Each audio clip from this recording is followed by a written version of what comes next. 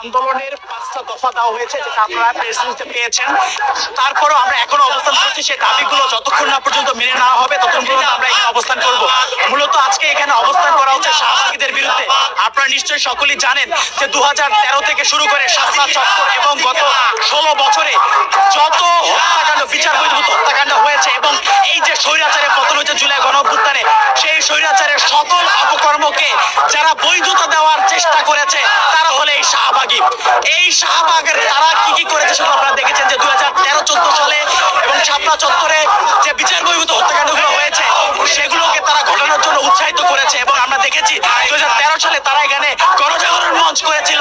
সেই লাকি আক্তার এখন পর্যন্ত ঘুরে বেড়াচ্ছে, যাদের উস্কানিতে এবং যে আদালতের যে বিচারিক প্রক্রিয়া ছিল সেই বিচারিক প্রক্রিয়াকে বাধাগ্রস্ত করে যারা মব সৃষ্টি করার মাধ্যমে আদালতকে বাধ্য করেছে একটি অন্যায় রায় দিতে, সেই লাকি আক্তার এখনো ঘুরে বেড়াচ্ছে। এবং আমরা দেখেছি গতকালকে আমরা সারা দেশব্যাপী ধর্ষণ বিরোধী যে আন্দোলন আমরাও করেছি, কিন্তু আমরা এখন পর্যন্ত পুলিশের গায়ে কোনো হাত তুলিনি, কিন্তু আমরা দেখছি কালকে বিনা উস্কানিতে এই শাহবাগীরা পুলিশের উপর হামলা করেছে। সুতরাং আমরা এখানে দেখছি যে স্পষ্টভাবে একটা গোষ্ঠী এই দেশে এই বিশৃঙ্খল পরিবেশ তৈরি করার চেষ্টা করছে।